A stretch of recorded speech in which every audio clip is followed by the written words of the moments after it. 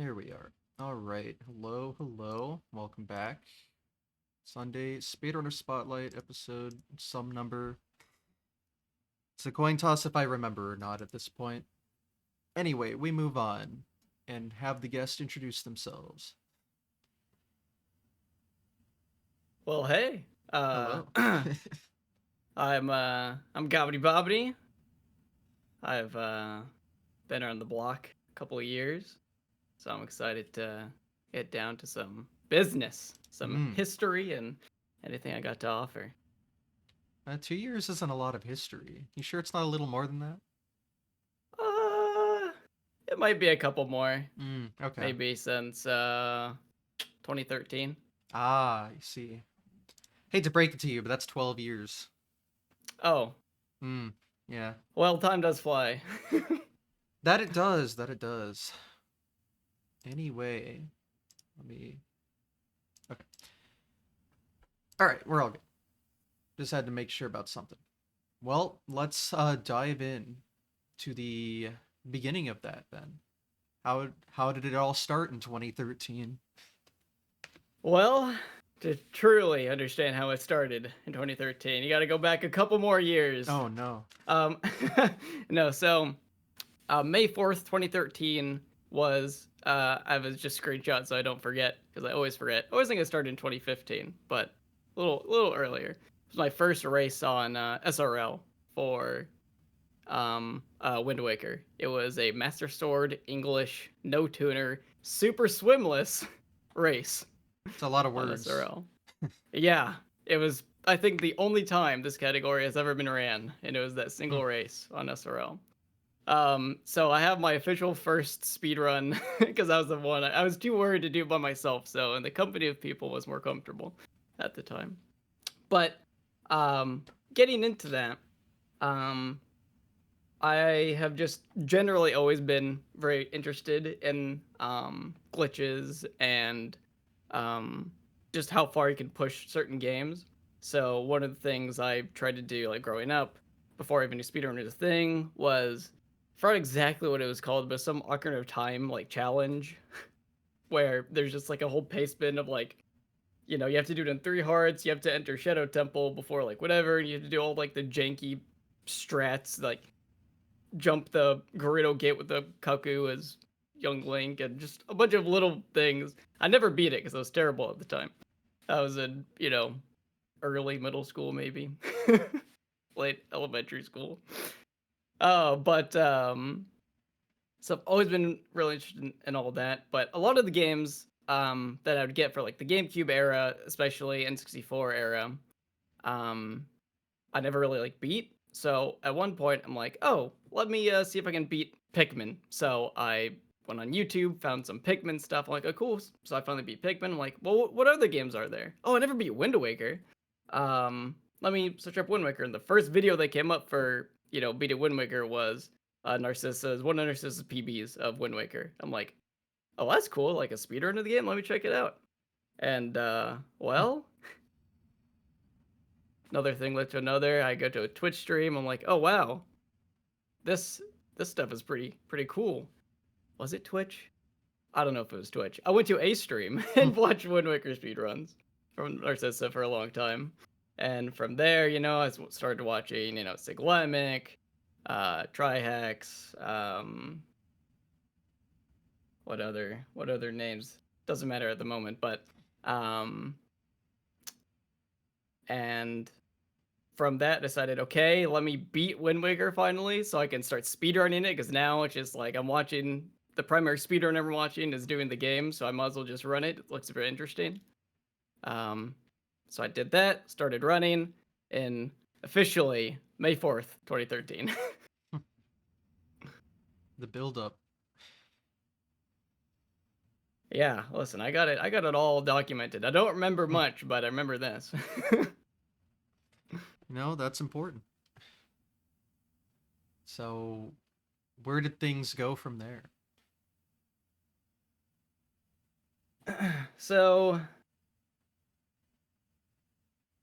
kind of going like from there is a lot of just of community aspect. So You know, a funny reason why I almost didn't join in on Wind Waker is because around 2 months earlier was when I believe Gymnast started running Wind Waker as well. Um, and when I was looking at like just kind of who else was running the game, it was like the Gymnast and another runner. I believe they're around the same age, and they were in a Discord call with a clearly very like older guy that was it was crazy insane actually. Another old Wind Waker runner, and he it just sounded like he was annoyed to be in a call with like two young people, just like, oh my god, I'm like, oh no, I'm another young person around the same age. I don't want to fill the scene with like a bunch of 15-year-olds. Oh god. But that didn't stop me in the end of the day. Um so going on from there was a lot of um just getting involved in the community. And so, you know, we had our little like Wind Waker Skype group, and um which was the Wild West of I'm sure any Skype group around that time was. I'm glad those logs are probably deleted at this point, but I was definitely a lot younger then. So was everyone else. So but no, I got on like one of my best friends that ever came out of the scene, Zelpri, big Wind Waker runner at the time. We still talk um from and you know, just not speedrunning related. He visited my house one time. That was fun. Uh, and yeah, just hopped on a call every other day. Did some runs of Master Sword, English, no tuner, Super Swims though, not the Super Swim list. Didn't go back to that one. Hmm. And just got a bunch of people: Gymnast, Zelpri, Redexio, Ajef. There's so many people. Loaf of Bread, Fire Bandicoot, one of my homies. And yeah, that went on for a very long time. And I ran like English Master Sword and just like English categories for a very long time until I finally decided to run a real category and got Japanese 80%. And then from there, um, uh, it just kind of didn't stop. And I just kept going, going and going. But it was hard to run those games at the time because it was just so long, and I didn't have really the schedule to do it. So I was running Wind Waker, and yeah, about early high school is when I was really in depth into Wind Waker. I see. Now, my Zelda knowledge is lacking, we'll say. Hmm. So, especially when it comes to Wind Waker. So, I'm not going to know much Sure, about it. So, just pointing that out now.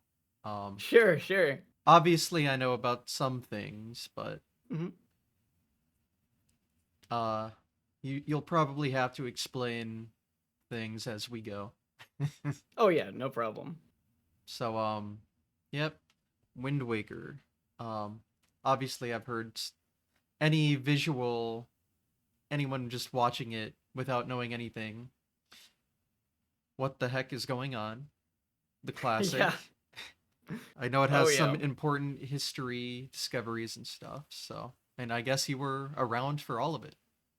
Almost, almost. I started running, I think it was like 6 months or so after storage was found. So getting storage, you know, was allowed us to start doing actual super swims, because before that, all you did was sail. And so you could not spin around very fast in the water and go crazy speeds and, you know, very limited amount of times. You had to sail the whole ocean, and it was terrible, filled with RNG, and I didn't have to do it. So I'm thankful for that, but also it would have been cool to be there for that discovery. But I was there just on the cusp, just on the cusp, Mhm. and then everything from there I was there for, but barely missed storage. And what is storage? Storage particularly, is just a state that we can access in the game that tells the game that we are in a cutscene when we're not. So that just kind of changes the game state. It's basically just like a 0 or 1. Like, are you watching a cutscene? Are you not? And we can tell the game hey, we were watching a cutscene, but we still have movement. So when we take out something that would activate a cutscene, the game doesn't set it to like a value; it just reverses the value. So when we take out the Wind Waker, we're supposed to be in like the playing the Wind Waker cutscene. The game around you freezes.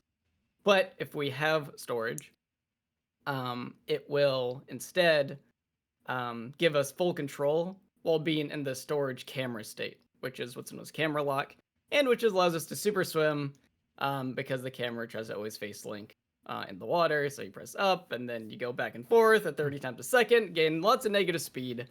There's a lot of complications and things around it, and then it leads to things like chest storage, which is when you watch speedruns, people start walking on walls. That's chest storage. When you open a chest, it gives you some properties. I mean, a little vague just because a lot of it gets pretty complicated, but Yeah, that's fine. yeah. And you know, if you can store text because that puts you in like the text cutscene of talking to someone. So you go to talk to someone when you have the storage glitch activated, you just store their text to be used for later. Once you have another cutscene trigger, which would be like pulling out the Wind Waker for just one example. And so it pretty much breaks the entire game, flips on its head, because around then, the kind of like god run of Wind Waker was like 5 hours, almost like 5 hours flat, I believe, or maybe like a 459 or something like that. And then with storage, it immediately made it go down by 10, 20, 30 minutes until now. Well, I say now. Before some of the bigger glitches are quite found. now. Yeah, a little bit before now. The record got down to like the 420s, I believe, was like sub 4. Jeez, sub 4 was where it kind of got right before it got crazy. That's very significant for. Yeah. And that's what, a fifth of the run. Yeah, I mean, and that which took, also that took it's only so a fifth of the years. run. Damn, that game's long. I know. That's why, because like I said, I had it's so hard to sit down and do like a over 4 hour 40-minute run just in the middle of the week. with it was very hard for me to do that. My parents didn't like me staying up too late, so I didn't have a lot of time. They like to interrupt me a lot. It's like, well, I don't know what to tell you. I'm kind of busy. But that didn't work too much, so I had to find my ins to do Wind Waker runs. Definitely need to carve out a block of your day for it. Yeah. Yeah,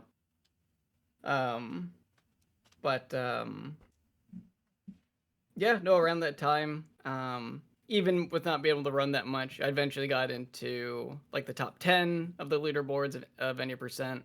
At a certain point, I did have a faster run than Gymnast. I was a little faster in any percent. Unfortunately, he caught up, but as it happens. But I had him for a couple months, and then that's kind of where I always try to keep my times now. Is as long as I'm top 10, I'm okay. But if someone beats me, I got to go back and claim my position, and I've kept to that mostly. I think I'm a little out in some places, but I'll get there. So I assume that's in multiple categories then. Yeah. It was mainly because Wind Waker before. Okay, hold on. Before now. Yeah, there's a lot of in between that changes a lot. So well, the most well-known discovery, the most well-known discovery of all of Wind Waker is Barrier Skip. That got so much, I don't know to say, critical acclaim, if you will, from just like the everywhere, because it's just magnum opus exactly of the discovery, because it just changes so much. HD had it forever, relatively speaking, and once SD got it, it was just crazy, because there really was no other category for Wind Waker besides 90%. You could do 100%. So if you thought 4 hours too long, have fun with 7. If you thought if you wanted a shorter category, well, 90% doesn't have any restrictions. So the shortest category that beats the game is 4 hours minimum, basically, unless you're really good and get a sub 4, which is crazy. Definitely at the time. And so there wasn't a whole lot of room. Any other category was like Master Sword, which was a lot of the races, which would put you around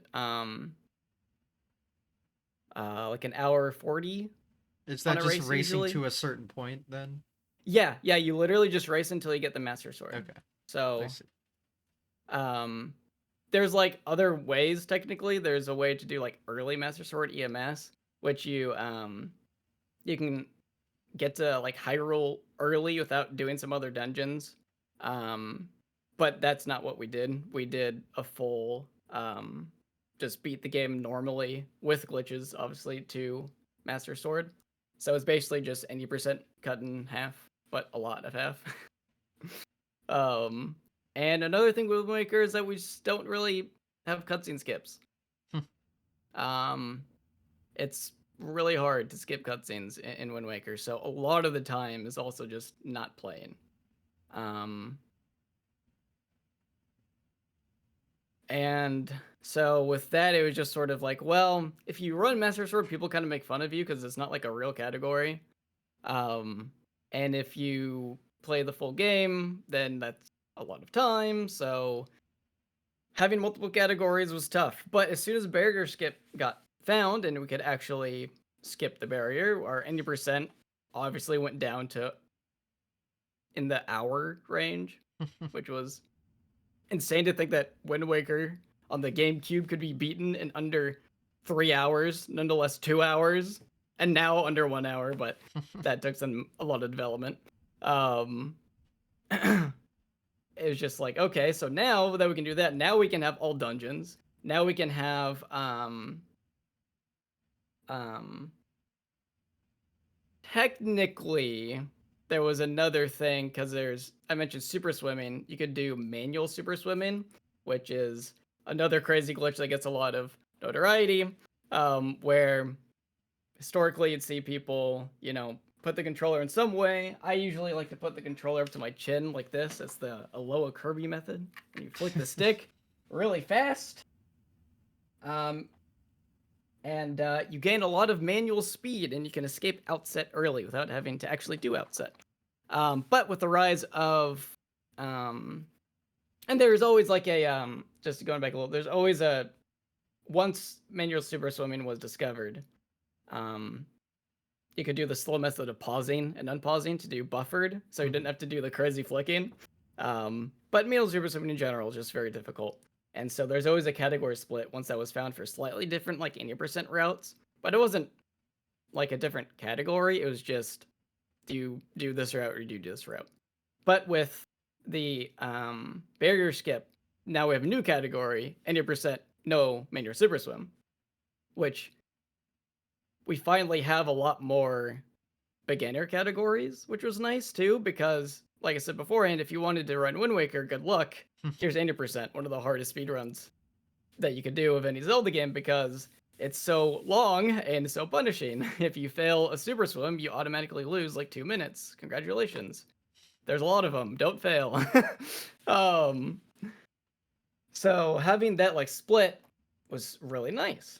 And on top of that, Wind Waker also has a lot of hard glitches that you can't really get around, like zombie hovering, where you have to mash the B button like 9 times a second just to gain or to keep height, and then you have to mash higher than that to even gain height. And a lot of tricks you need to be able to mash fast to even get the trick. It's not even like if you mash fast enough you'll get adventures. Like no, if you don't mash like perfectly within this like 10-second window, you fail the trick. So there's a lot of really punishing stuff in the game. So having those easier categories like the no MSS category, like I mentioned, was really nice. It's still hard because it's Wind Waker at the end of the day, but a lot of the rules were tailored towards not doing the super challenging tricks, just doing moderately challenging tricks in a satisfying run. So having all dungeons, 80% no MSS, 80%, and then there's probably I think like a few other like miscellaneous categories that got developed out of those, but those kind of the main ones that got more of a big update in addition. And so for a long time, I ran 80% no MSS. I got record in that when no one was running, which was fun. So I had that record for a while until I got taken and haven't gone back. But I should. There's a lot of new developments. Mhm. All dungeons I've been meaning to get around to. I initially was one of the only people to do all dungeons when it was new. So I had record by default because I was one of 2 runs.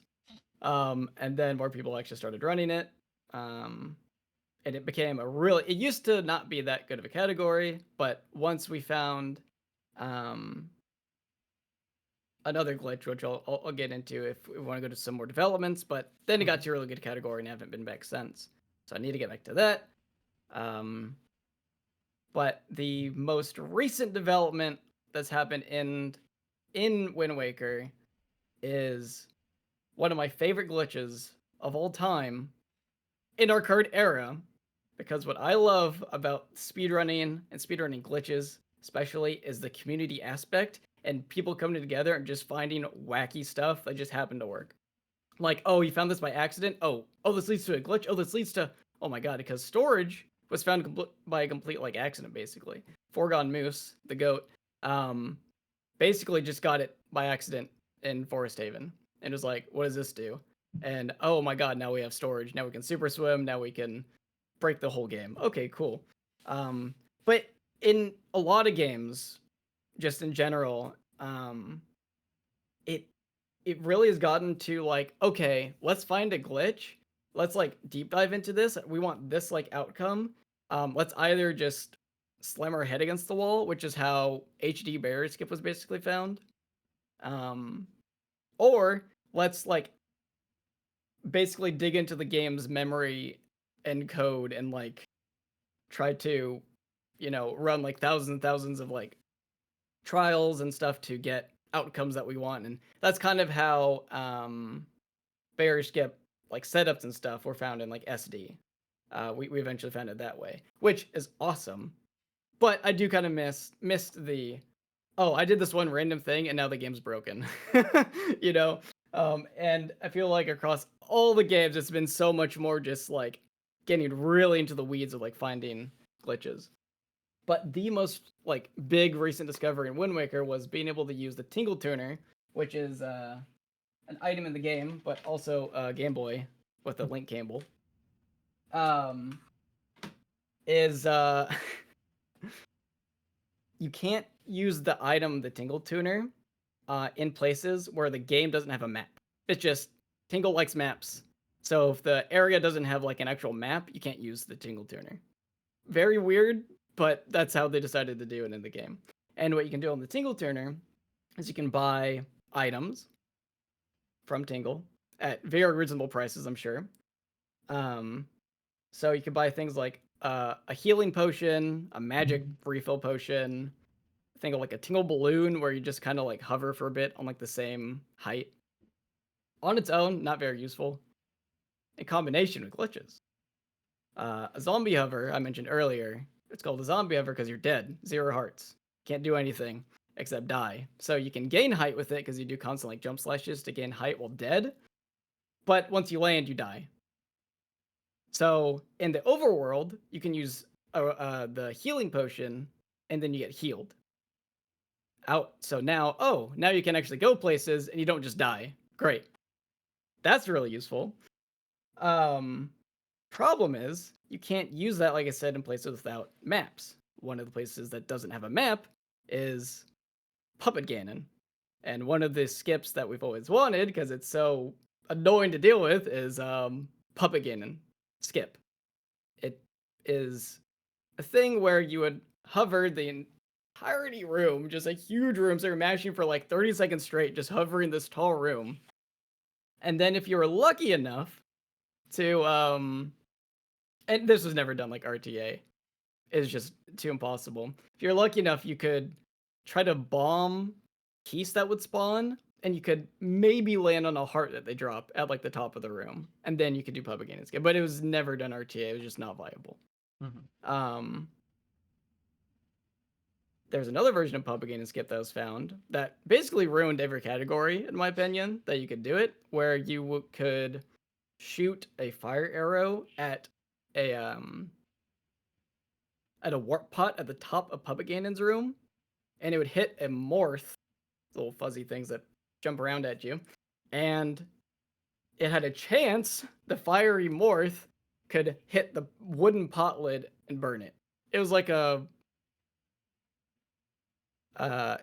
you had two chances at it. There's two morphs you could hit that could possibly do it, and combined, that was about a 1 in 3 chance it would even work. And so every category, that was the most optimal thing to do. So every category at the end of the game was subject to RNG. Cool. And a game that generally does not have any RNG. So it was just terrible. But literally, some like random thread on like GameFAQs or something from like years ago, someone posted it in the Discord like a couple months ago, the Wind Waker Discord, and it was just like, hey, did anyone like look into this? It's kind of weird. Oh, so this is like a super recent thing? Yes, this is recent right now. Okay. Yeah, what I'm about to say, yeah. But like this GameFAQs post is like years old. It's like, hey, did anyone look into this? And some guy was just like, yeah, on the GameFAQs post, it's like, yeah, I like had my tuner, then like I unplugged it and like replugged it in, and now I can like use it anywhere. And we're like, my God.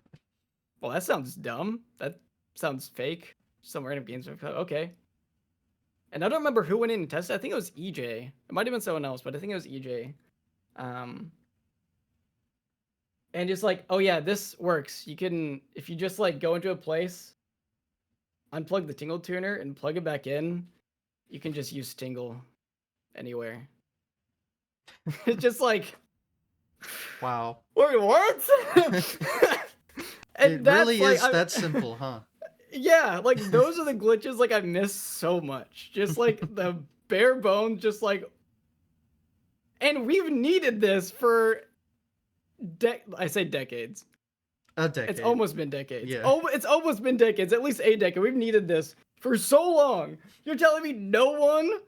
And like someone just randomly found this GameFAQs post now and posted it? Like, it was literally like a casual. It wasn't like speedrunning post. Just some like casuals like, hey, this happened. That's kind of weird. And no one knew about it until now. It's like, wait, this fixes everything. So now there's no RNG at the end of the runs, because now you can just hover out of your, or heal out of your zombie hover and skip up again for free. Now you can just heal. There's still some weird things about it, but like for where we need it, it works just everywhere now. So like once that then I started doing ampersand runs again.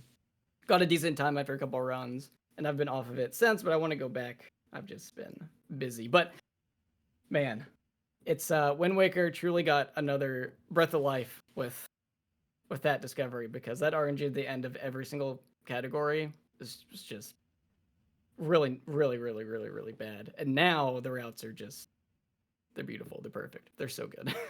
Wow. 2025, huh? Yeah. Wild. Actually been crazy. Yeah, I haven't even heard about this. I'm surprised.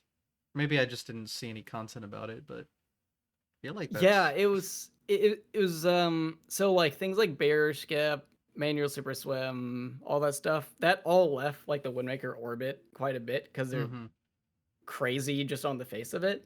And Bear Skip's on like a holy grail, but like the tiny holy grail that no one really cares or knows about, except like the Wind Waker runners, is the Tingle tuner limitations. And that was just like found, so that kind of stayed within like the Wind Waker sphere, but it was like a Wind Waker, or like an intro renaissance of like all of the runners are coming back to run because this is so sick and it's so good. So yeah, I didn't really leave that much of the sphere, but it was huge for getting a lot more just activity back in the game. Yeah, I love that kind of stuff where just some rando does something, posts it, and now everything's different.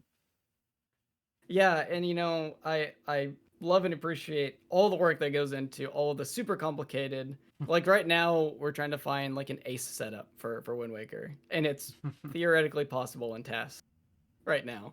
It's still being developed, but all that stuff is super sick. But man, just unplug your your stuff and you're good to go. It's like, I needed one of those. I'm good, and now I'm good. I'm good for another couple years. You can do all your in-depth, glitch finding. I got my just plug it back in glitch. We're good. Mm-hmm. Well, I mean, in one of my games, the Lost Levels, Mm. some random person crashed the game in 8.4 or whatever and posted about it on Twitter. A month later, we had arbitrary code execution and the record dropped 10 seconds. That's so fun. That's so fun.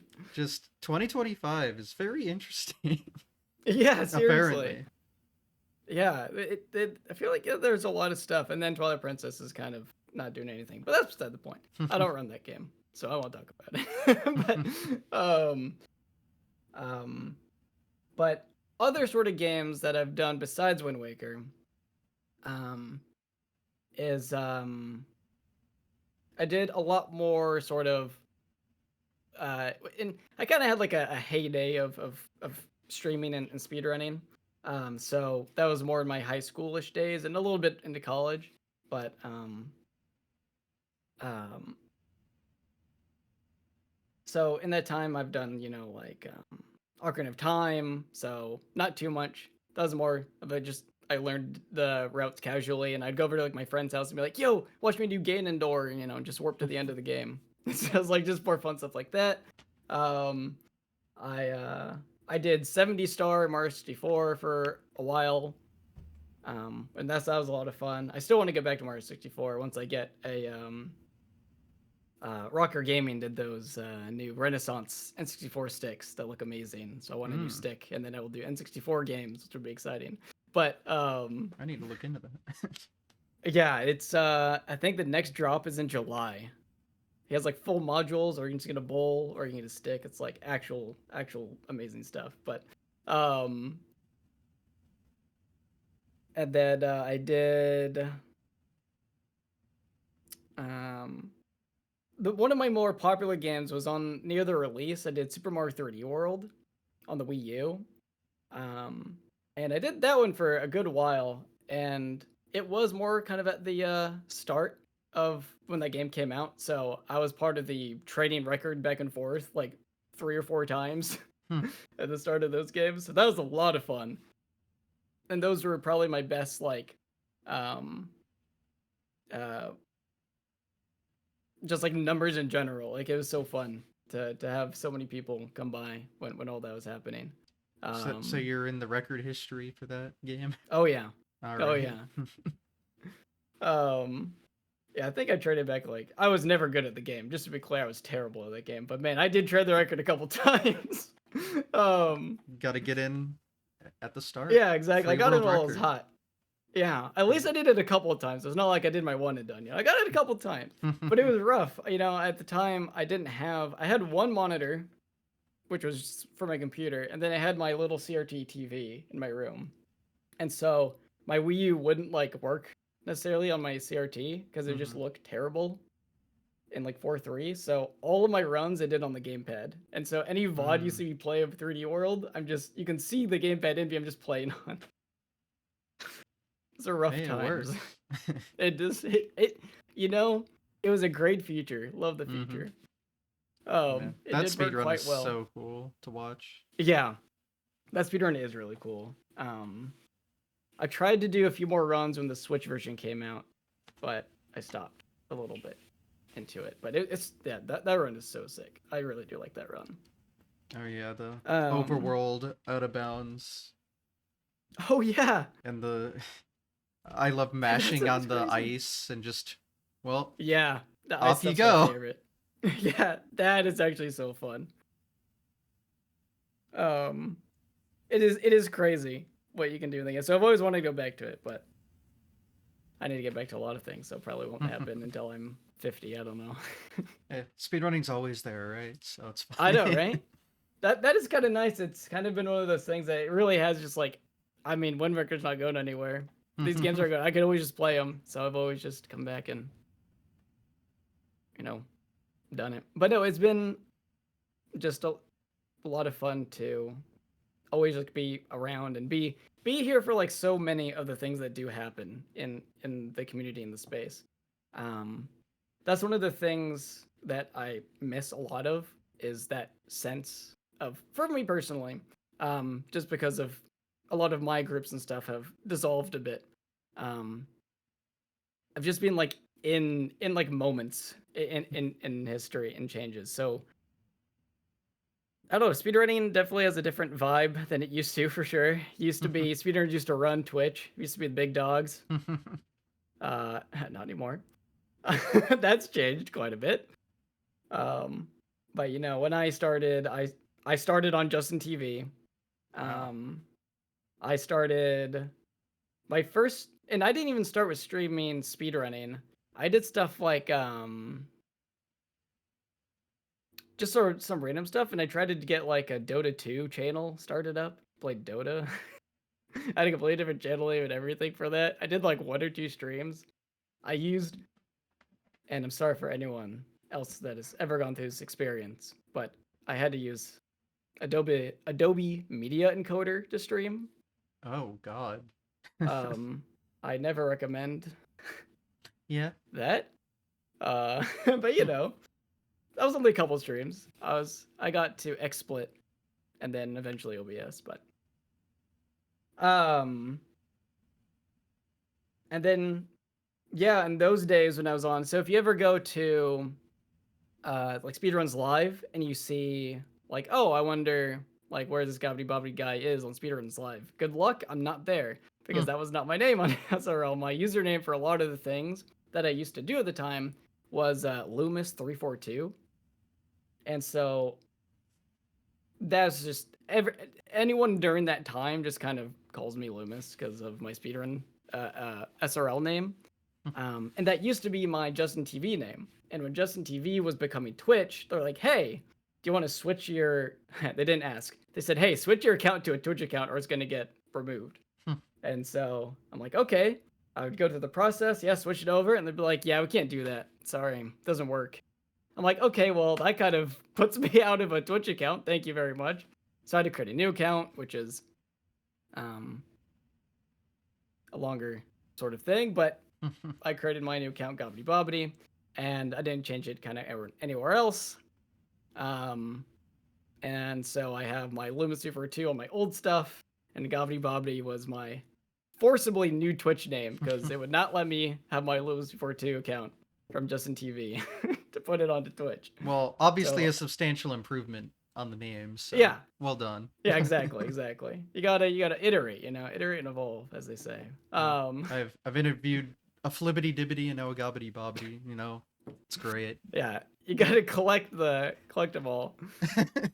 But Exactly. I like the general just like gobbity. I think it's good. I think it's good.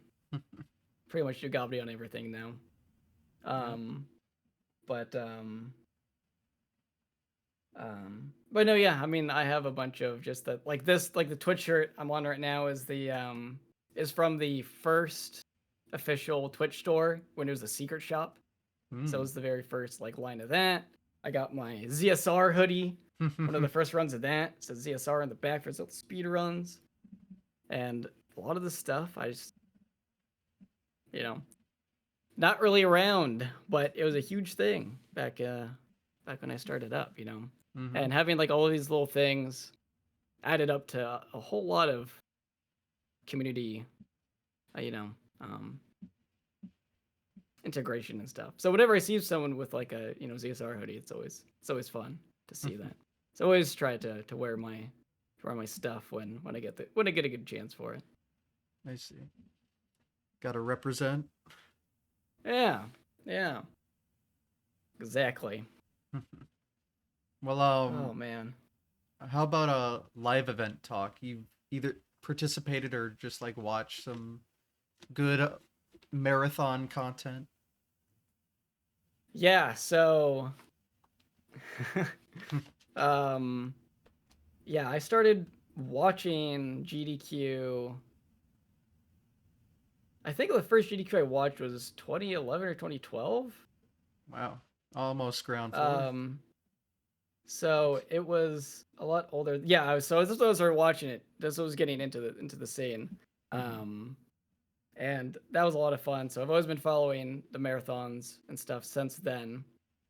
Um, and yeah, I mean, of course, I always wanted to go to one, and I never got to until a couple of years ago. I did go to SGDQ when Linkus did all dungeons, and I was on the couch for that, which was very fun. That I Nice. actually got to do that. I finally got to kind of like have a small little dream come true to be on the GDQ stage after all those years, after literally over a decade. um, that was a lot of fun just to be able to do that. Unfortunately, it was, I think it was 2021 or 22. I don't remember the date, but it was one of them where it was a little closer to COVID, so it still had a lot of COVID precautions.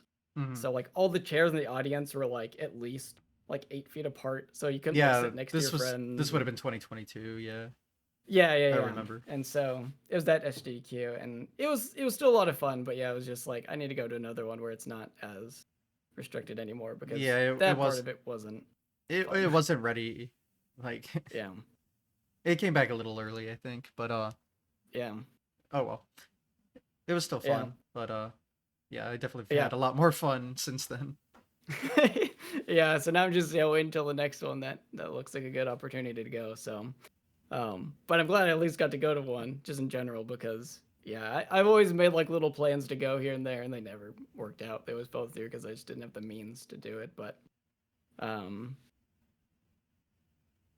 so yeah, no, I did get to couch for that in 2022, and then yeah, no, just being around all those big marathon like events is just so fun because people are always like go back and like talk about all like the drama of the events or all the just like weird or like oh the cringe DQ moments. It's like I was there for that, and also I was like one out of like hundreds of hours of that whole event. It's just so funny to see people go back and like rewrite the history of like what these events were, like what happened in them. And it's just like no, I mean I was like there watching it live. Um, I I don't see any of this stuff really. I mean, obviously, yeah, I'm so intertwined with the community anyway, but like anyone I talk to that remembers anything about it only has like positive things to say. oh yeah, I it's don't hear always like it anything. just I know nothing about like drama or like I've seen obviously a yeah few right. cringe clips, but it's just like I mean, yeah, just No, funny. yeah, I'm like a internet goblin. So I'm always looking at like all that stuff, and it's just like no one cares. Like no one actually like you probably saw it like once, and you just don't even you just don't even know. You don't even know. Like these I events are guess so they much. get Yeah, viral or something, but I mean, yeah, I it's don't so know. I've weird. only heard people say good things, so I don't know. Yeah, as they I should. haven't found wherever the trolls lie. So, Yeah, I search them out. I find any bridge I can see, and mm, I go find all the trolls. So yeah, yeah, there's a lot of people that like to be on Twitter and be loud. that's why I'm on Blue Sky now. True, true. Mm-hmm. That has increased my mental fortitude quite a bit by just going to Blue Sky, honestly. But um, no, yeah. And what's funny, recently happened is the kind of not really with marathon, but just sort of history stuff. Um, that a Mario 64 120 like speedrun history video came out Mm-hmm. a while ago, and um I went through all the things, and it's just so fun to watch that video of like, here's like where it started, and like, oh yeah, I wasn't there, and then you finally get to like Siglemic streams, and I'm like, oh, I was here watching this live, like his like 144s and stuff. I'm like, oh yeah, I was in the chat watching that, like that's so. And so all the, like, I have a lot of friends like DMing me, just being like, yo, have you seen this? So cool, and talking about the history. I'm just like, yeah, I was there, like. Yeah, you're not telling me history. You're repeating what, like, I've been there. It's just so fun to like have those moments because I usually don't. A lot of those videos aren't related to, unless it's Wind Waker. I usually don't have much relation. But you go into like stuff I watch, like the Mario 64 era of like Siglemic and stuff. Like, yeah, no, I'm there for that. And in that video, it's so funny. It was when Hyacinth, I think, beat Sig's record, and Was that the on the VBC video, one? yeah, yeah, yeah, Yeah. And on the chat that they included in the video, I'm there. The I video has my name and my chat being like, "Oh my god, no way!" And I got like screenshots sent to that, like, "Hey, you're in the video." I'm like, "What?" It's like, see, I was there. I'm not lying. I'm really there, guys. I was there for it. So that was super fun for me to see. Like, what are the chances? You know, the chat blowing up and you just see your name scrolling by in like the 2 seconds of the history video. So that was a lot of fun. But Yeah, I definitely had my first summoning salt moment was my name briefly showing up in a chat in a screenshot he used in like 2018, and I was like, it's so sick. but you know, now I've been in like 6 of them, so Yeah, well, yeah, it is. Happens, yeah. but, Oh man, yeah. but the good old days, like that was fun. Yeah, yeah. No, it's also so fun too. It's just like what a random video to be on for Mario 64, and I'm the Wind Waker guy. like I've run all these other games, but like Wind Waker has been my bread and butter for Yeah, forever. So it's just so funny that the first video happens to be Mario 64. I bet a Wind Waker video would go very well. Sounds like there's a lot there. Yeah, at this point it would. The most competitive the game ever was before Barrier Skip. It was mainly between Chaotic Ace and Demon. They were optimizing the game so hard, and this was when sub 4 was like easy for them, and so they were pushing like sub 350 in the long 80%, and they just that era was insane. They truly were pushing the game to its limits, and man, that record, Demon's record from that era, stood for such a long time. Half of it because no one was running it, but also because it was really good. And then it's recently got beaten by Mini, because it's been a while. We have a few more strats up our sleeves, so. So like the old And also Mini's any really percent routes are still categories. Yeah. I think they're still called PST, Pearls, Stones, and Triforce. But it's kind of it's really weird. Legacy categories like that get super weird because it's like, what do you want people to add like to this route, and like what would have been added to the route, versus how much do you want to keep it just purely like legacy for like this run at this time? Like, do you want to keep it as like a museum artifact, or do you want these runs to be beaten with like new updated routes? It's kind of a weird thing once it gets to such a break off, like once Barrier Skip happened, because if Barrier Skip never happened and we just found like new strats, they'd just be added to the 80%. But now, because we have like the specific like PST old 80%, it's like, oh, you can't do this, you can't do this, you can't do this. It's like, well, I mean, we would have been able to. Like, yeah, you can't do Barrier Skip and PST because that kind of breaks the nature of what old 80% was. But you can do the other things, and they're kind of allowed. They're sometimes not. When in doubt, just make a bunch of categories. Yeah, it's like it gets so weird. But I'm always of the nature of like, hey, if it would have been allowed at the time, you should put it in. As long as there's no Barrier Skip in that category, then it stays whole to me, at least. But some people disagree.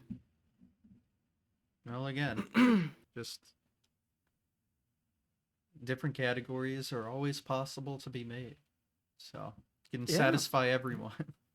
I mean, just look at Mario World, where they have like 50 categories on their main page. Yeah. We're not even getting into the category extensions.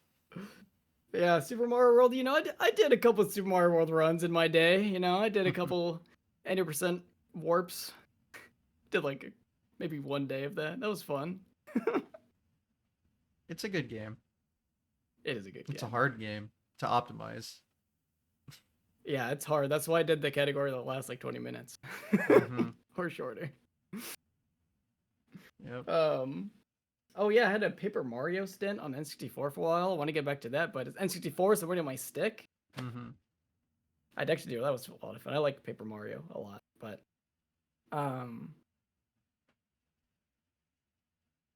where to go. I'm trying to. There's a lot of little things that can develop here. I'm trying to think.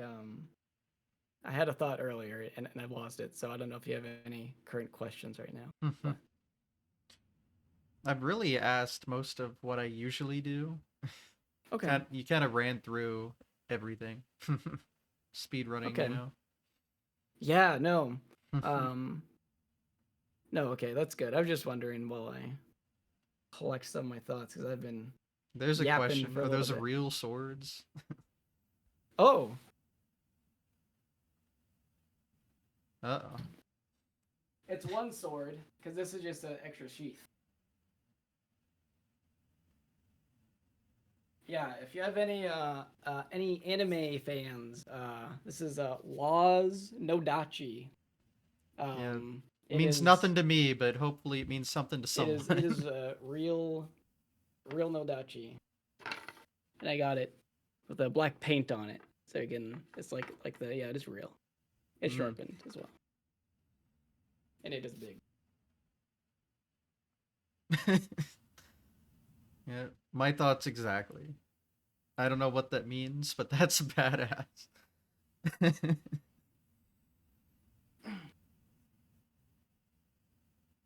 Yeah, I love that All right. everyone always has a different background and different collectibles hiding back there. I know. I love having a lot of collectible stuff in view of. I need to put up some pictures. I have some pictures to put up, but no, I love having so much stuff on display. Hmm. Well, I mean, is there anything I mean, you've been around a while. Is there anything we didn't cover, go into? Yes. Well, um fantastic. no, I mean there's so much. That's so let's see. Just one of the like general things that I always think about is, you know, there's so much stuff that happens in speedrunning. There's so many different people, so many different you know, games that they're on, so many different like events that happens, and like they're not like events but just like events that happen like in their Mhm. streams or in their life and stuff that happens that all goes into the Moments. game, and all of it kind of gets lost, you know. Mhm. um VODs don't get saved, highlights aren't created, people disappear, viewerships on the streams are low, so not a lot of people know about it. Twitch And it's gives always you a that 100-hour cutoff, yeah now etc. yeah, thank you Twitch, I was affected. Hmm. um God, that's so dumb. Twitch Yeah. has done nothing but just stabbed us in the back. But anyway, um, and it's always a thing of like there's just so many like moments that do happen just not appear, and a lot of the things that do, you know, come up that get talked about are the, you know, more exciting or hype things or the big records, you know. Um, but it's always that thing of like every sort of moment that happens doesn't necessarily matter if someone like experiences it or someone else. It's more of just like that experience oh my gosh, in of itself is like, I don't know, it's such a cool thing to think about. There's because I think about a lot of my speedrunning career, if you know call it that, and um mainly I put a lot of blame on like me for this, but like that there's not a lot of like recognition, you know, that like I've like gotten over my time despite being here for so long, even with like within the community itself. Um Not that I, you know, need it for saying, but it's just a lot of stuff that's like for example, when I got that 90% Nomas S record, um a couple of people knew, but then like I would go and, you know, like no one really knows about it. Even like kind of in the community, people have been around, like in the Wind Waker scene. It's like, oh, yeah, I don't know who you are. I'm like, okay, well, I mean, I have like a record in the game, but you know, it's one of the main categories. You know, like okay, I mean, I've been around. I think I've done a few things. So I mean, I feel there's like so many people like that, and Oh yeah. for a little bit of a couple of years ago, it felt really bad, you know. Just sort of like you put in how many hours, I know I've put in, saying hundreds might be an understatement, um and it's like, and what do you get out of it? No one knows who you are still. Congrats. In the some people like the Wind Waker. When I say community, like Wind Waker and Zelda speedrunning community at that. But over the past couple of years, it's really not been a problem to me, and I've just really been more happy just to have like kind of it's kind of like having your own lore, It's like you have all these little events that like about, that you've experienced, and you experience those highs, you experience those like great moments, and you got to go through that. And at the time, you never do it for any of that stuff. You just want to do it because it's fun. You have a great time. Mhm. And where I'm at now is just like, man, I really want to know like more just like stuff, and more people have done like all the little things, and really get all that out there. But more importantly, just being like really happy and content with everything that's happened in my like little blip on the map, um and it's been really nice to have that sort of like change of mentality, um and not really caring about necessarily um that being like history being lost to like the greater people, or people not recognizing, or people not doing whatever, because having that like accomplishment for yourself even, and just like being happy with it is just really nice, because a lot of it, and a lot of people might see, oh, you're putting all this time in, and it's like, oh, well, if you don't get like to this time, if you don't do this certain thing, or if your stream isn't doing well, it's like it can feel like a waste of time, and people might call it like a waste of time. Like you could have been doing something like more beneficial. You could have been doing something more, not to be like the exaggeration, like, oh, you put so much time in, you could have found a cancer treatment if you put in time into being a doctor. Like not like that stuff, The but classic just like YouTuber. general like, yeah, exactly, yeah. It's like, but more just like, oh, I could have spent this time doing something like, I don't know, I play too many games. It's hard to even come up with an example. But play more games around. I could have played more games instead of just like done all this dedication to not even really make anything of it. But it's to me now, none of it was ever a waste of time, And a lot of the times, at a couple of years back, it did feel like a waste of time. Honestly, I felt like I was wasting my time because nothing was happening, nothing was doing it, and then I would just kind of get mad when runs didn't go well. And then so I just kind of like stopped for a bit. And now it is like, no, none of it was a waste, because now I can, hop on things like this, and I have a decade plus history to just talk about all of the experiences that happened. And it's awesome that I feel like I have this whole thing that like I've gone through that's like pretty unique, and anyone who does this, anyone in a similar position is going to be unique in their own right in that sense. It's like everyone has their own unique experience of where you were and what time and what place, all the little accomplishments, all the little PBs, all the little records you might have gotten. I mean, there's just endless amounts of stuff I could go into and talk about. Unfortunately, there's not endless amount of time in the world, but it's, I think for anyone in particular too that might feel this way, or maybe they're anxious about it and not getting started or something. I think it's one of the best feelings to even be a part of this. You know what I mean? It really is something special. And not just speedrunning in general, but kind of anything. It just so happens that this is where so much of my time went into, and I'm glad I did. Um, it's that thing of, it's funny because it's like when I was younger I felt this way, but now I'm 26. Me too. And nice. And the older I get, the more happy I am that I wasted my time. It's just kind of funny. It's like I really have more time than I thought I did, and none of it feels like a waste because I can just do other things now. And it's just really fun to have this whole experience now kind of just buckled down Yeah. to take with me for the rest of my life.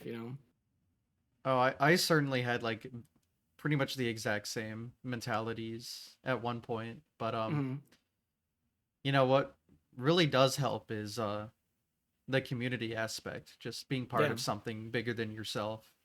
No yeah, matter how much of a role you play in it, you play a part in it. And there's going to be someone that you developed a friendship or at least communicate with regularly through speedrunning just because of how massive it is.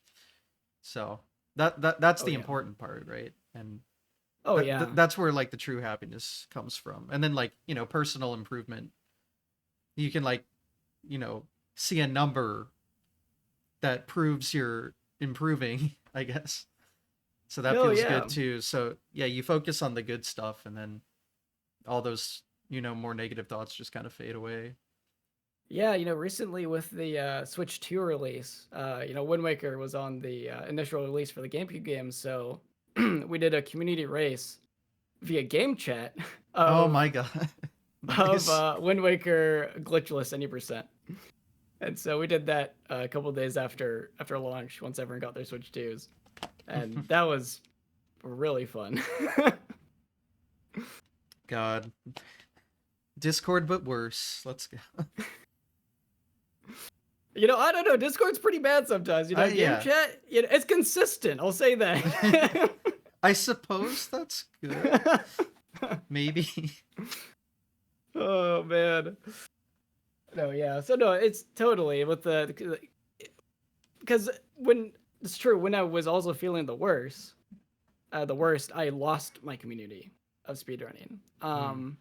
And like a lot of my like group and like that was together was consisted of people like Fire Bandicoot, Zelpri, guy named Chilla, um trying to think some other just people that have just fallen off the face of the earth names.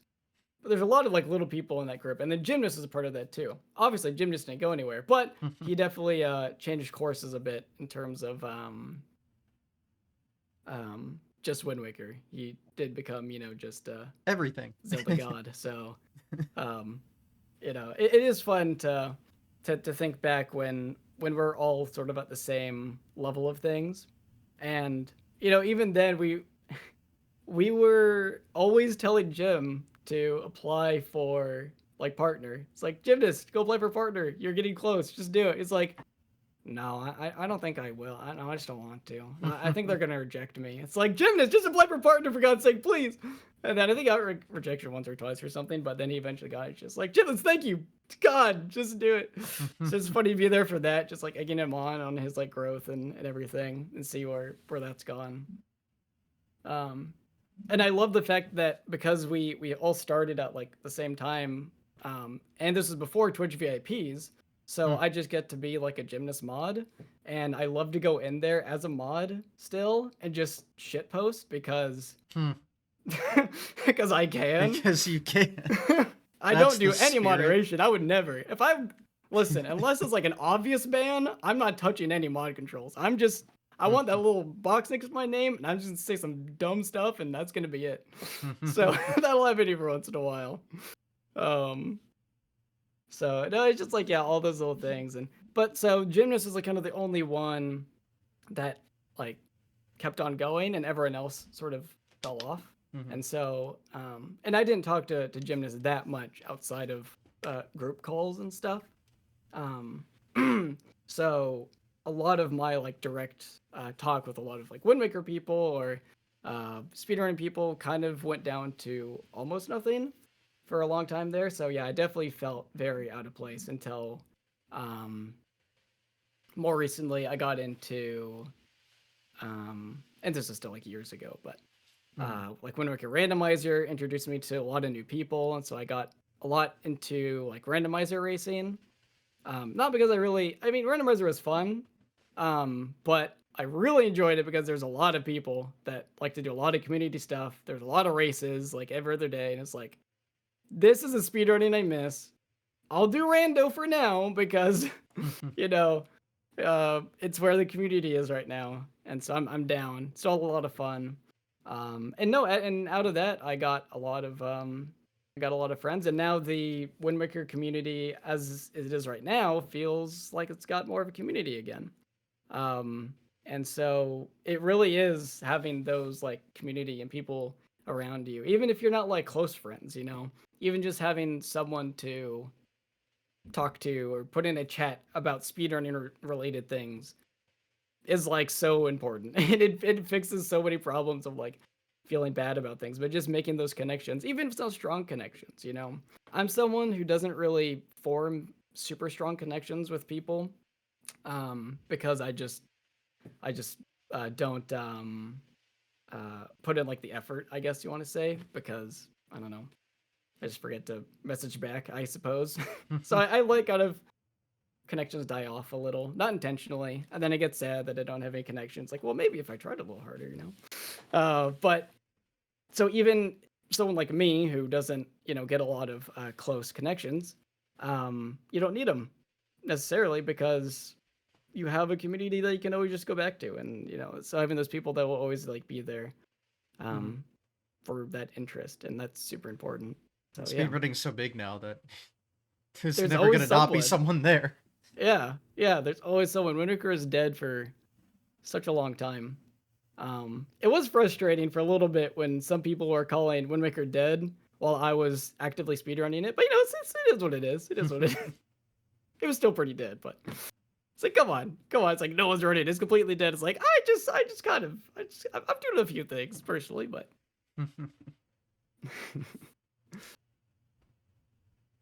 Look at it now, right?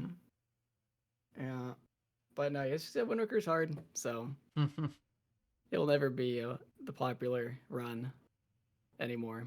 It was, but you know, for one very particular reason, perhaps a popular streamer doing it, but let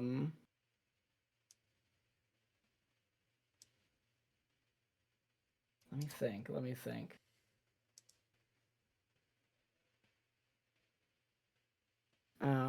There was a few things I wanted to mention, and now I need to remember what they were.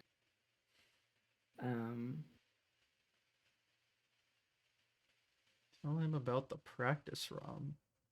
The practice ROM. Oh. Okay. Okay. No. So yeah, the practice ROM. It's been a good time.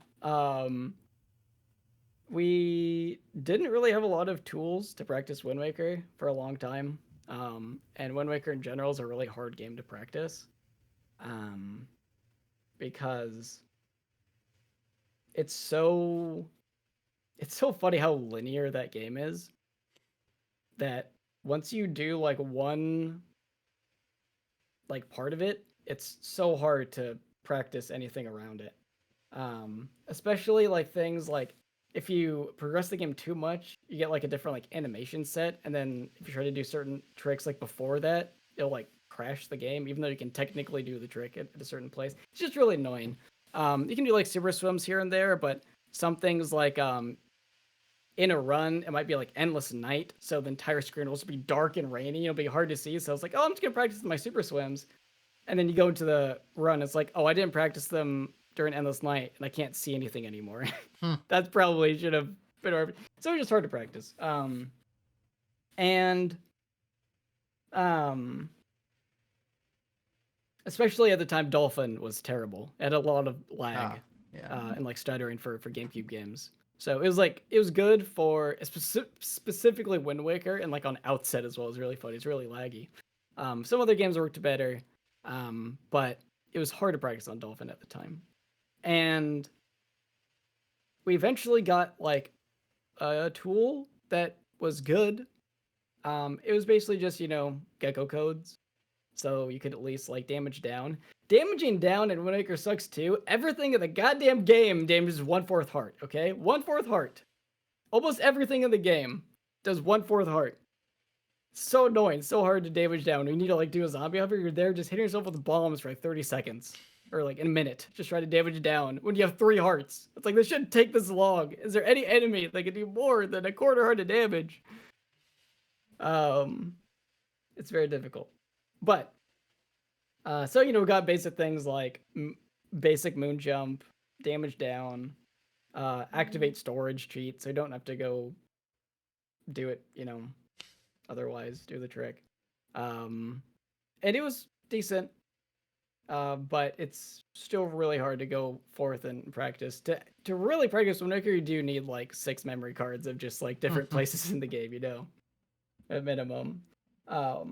And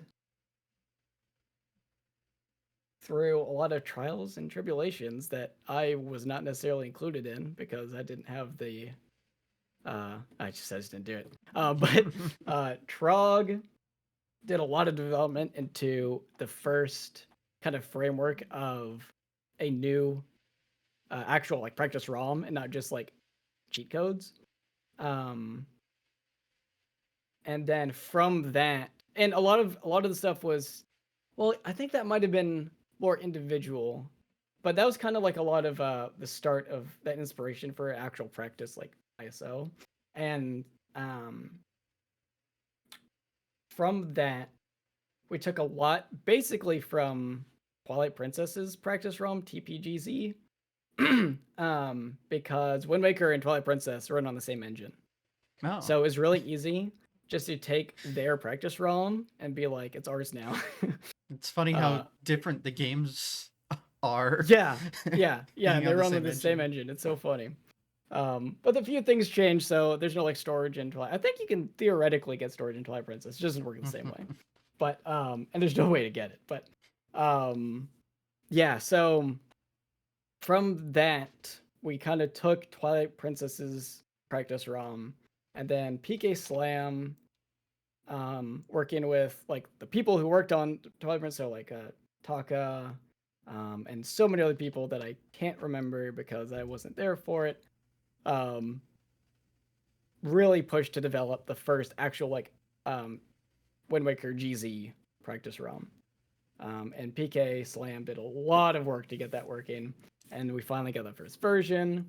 And now we finally got things like, oh my god, we can like give ourselves items. Oh my god, this is crazy. We can, turn cheats on and off in a menu. We can warp to specific places. We can, do all this. And now there's this really cool feature of not just like warping, but we have like practice saves. So you load like the save from like a list, and then it puts you into a place where all the flags are right. You have like you can tell the practice ROM what your equip priority is. Because if I don't have my leaf on the Z button, I will go out there and I will find whoever thought it was a good idea to put that on any other button.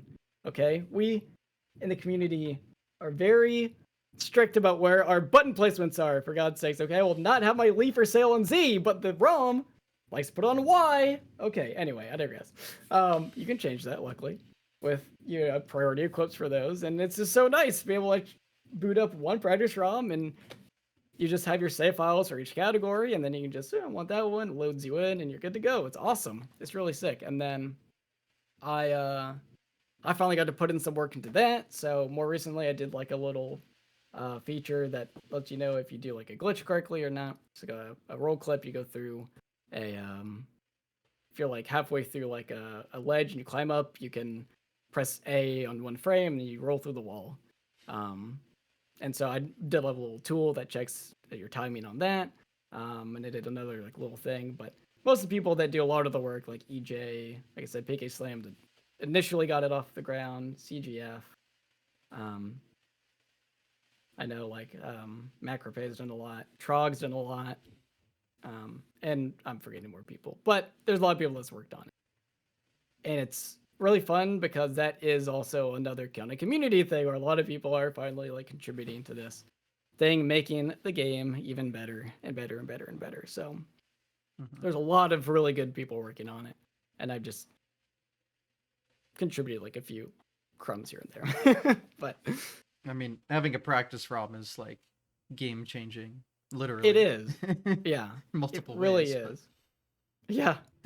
Oh yeah. Especially for games like Wind Waker. Where like the game state matters so much. The game is so annoying with what it lets you do and what it doesn't. Like if you're there's so many little flags in this game, okay? Like you can't get into your boat unless you check like 10 boxes. But in the regular game, you just go like buy your sail and you get in your boat. but depending like where you are in the game, where like the save flags are in the game, it's like you can't even get in the boat. So like, good luck practicing a sailing segment if you can't get in your boat where your save is.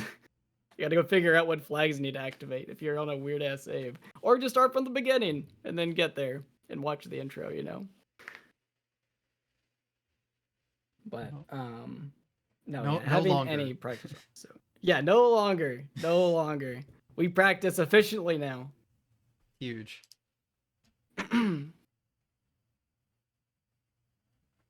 um.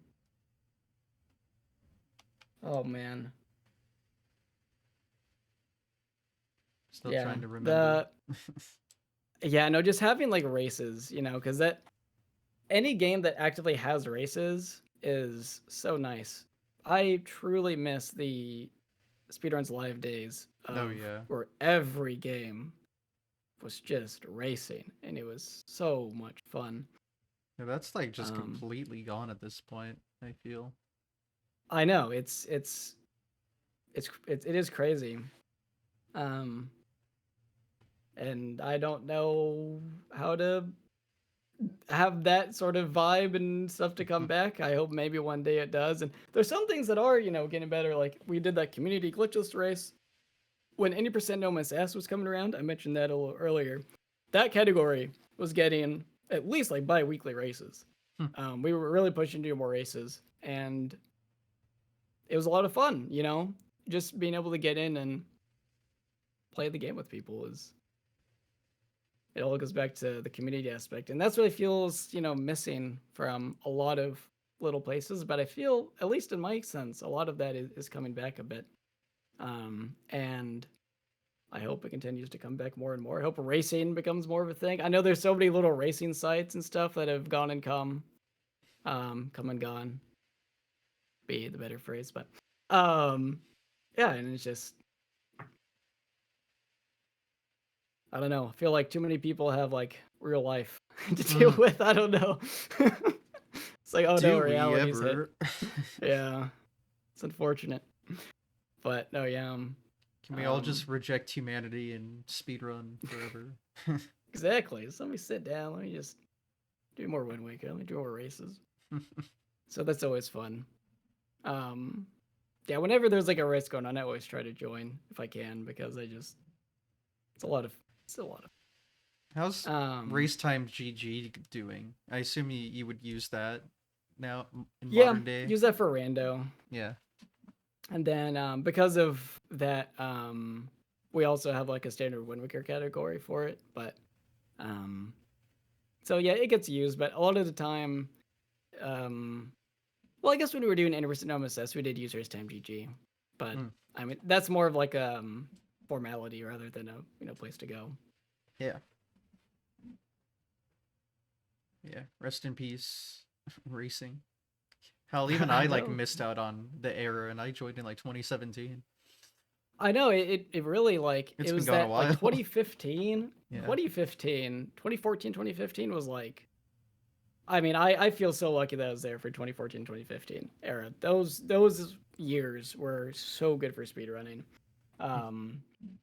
And not to say that, I at the end of the day, the way to get that back is have more people wanting to do it.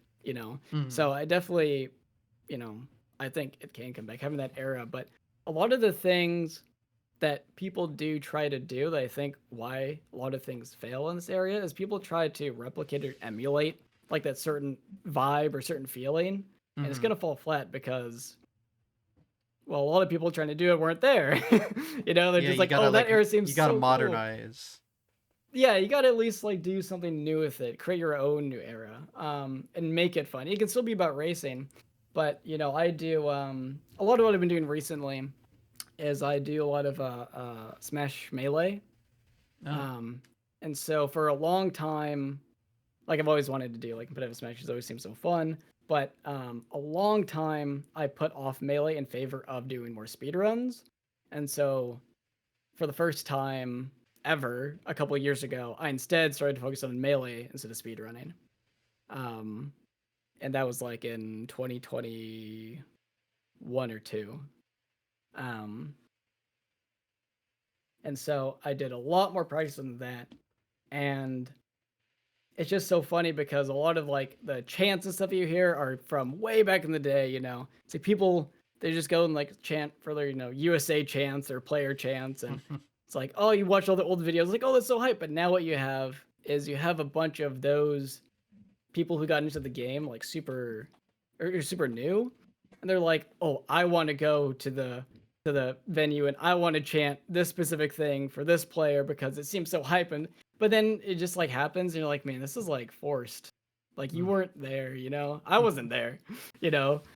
And so, you know, having like obviously like cheering for your player obviously is I mean, not what we're talking about necessarily, but people just oh man, they really, really, really want to recreate those old Smash VODs, and it's like it's not gonna happen. You just gotta do something new. You gotta just progress. So I feel like that happens a lot, where people just want to go back to that era, and it would be nice, but there's a reason that we're not in it. You know, at the end of the day, there is a reason it died. We got to do something new. You know, that makes me think about how, you know, a lot of people are like aren't interested in GDQ anymore because it's not like the old days, but it's like Yeah.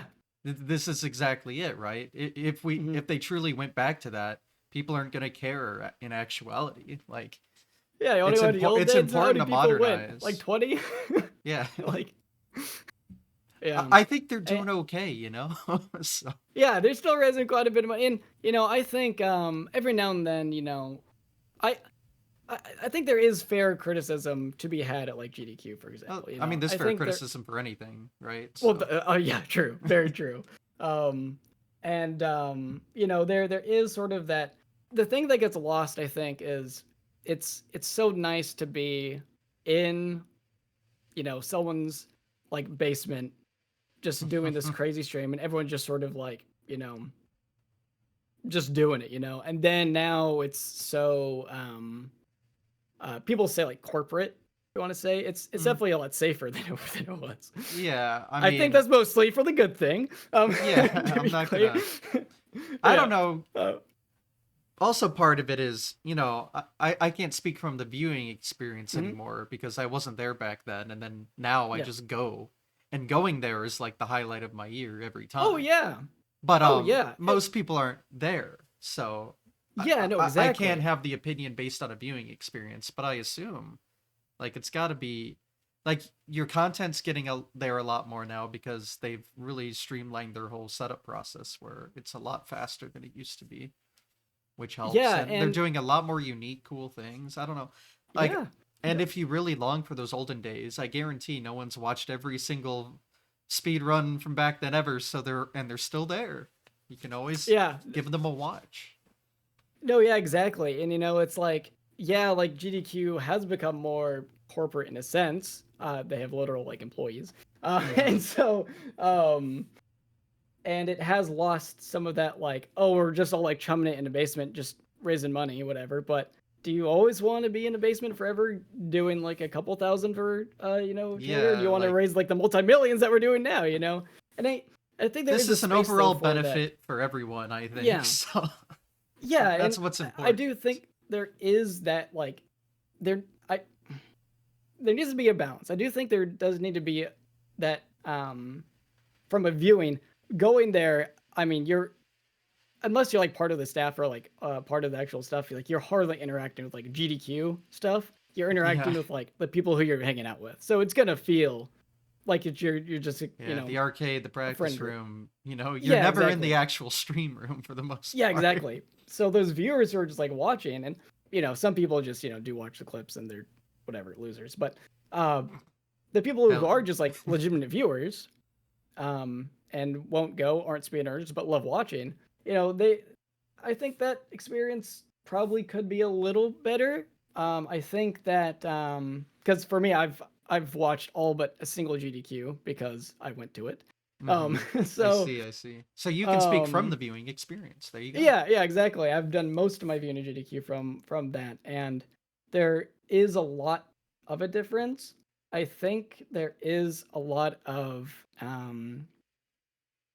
first of all, I just want to also clarify that it's still very good. GDQ is very good. But it is sort of a lot of it's hard to get super um involved in the way that it kind of used to be, where it felt like even like the chat was kind of like in the room. But Hmm. now it's just where the chat's a little separate. And not that I say this is a bad thing, but there was this old feeling of, yeah, like you're just, the viewer is almost chilling with the people in the room rather than the Live people are studio watching audience. people. Yeah. Yeah, it's like the chat was just kind of like, oh, we're all here watching. But now it's more of like, okay, we're now sitting back, we're now watching respectfully, and it's just like, Yeah, no, you're definitely right, but I know part of that is because chat did get a little overboard. yeah. So Not to say chat doesn't have its own problem. yeah, like There is at unfortunately least, they kind of yeah, they kind of ruined that aspect from the olden days yeah. by it just And being popular Twitch chat, but yeah, and when I say a lot of this too, it's not coming from a point of it's easy to fix. They should just do this and it'd be better. It's just yeah. like there has to be something. I don't know what it is right now. I'm sure people at GDQ are trying to figure it out because they Mhm. want to make the event the best they can. Oh yeah. But yeah, um, it has a different vibe, and maybe you should keep the vibe, and maybe there should be a different event that fulfills that more grungy vibe. Yeah, and yeah, that's the other thing. There's like tons and tons of other smaller events That is that true too. do Yeah, have that vibe, and you can always support yeah, them because they're doing different charities, having their own different people there, and different viewing yeah, experiences. yeah. It is really about just getting more of those, trying to get more of that like word out. Hmm. And it's hard because do you want to be the next big event or do you always want to stay a small event? And I think there's always a place for a small. I don't think you always have to grow.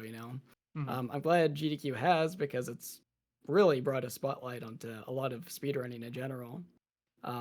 And it's crazy to go because back when I was initially watching GDQ, I would tell people about GDQ, and they're like, "Oh, that's cool. What's that? Yeah, I might check it out." And now I can go to people and be like, "Oh, hey, yeah, I was on like stage at a GDQ once," and they're like, "Yo, What? you were at a GDQ? What?" It's just like, "Oh, I didn't know you even knew what that was." It's crazy. I just had a memory about that. I had some friends back in like middle school, and we kind of different high school, or we just like fell off communication wise in the high school era or whatever. And they weren't into speedrunning at the time. They liked Hmm. games, like we got along over some games, but they weren't into speedrunning. They weren't into like competitive stuff. They just did their own stuff, and we just played games together, Mario parties and all that. Hmm.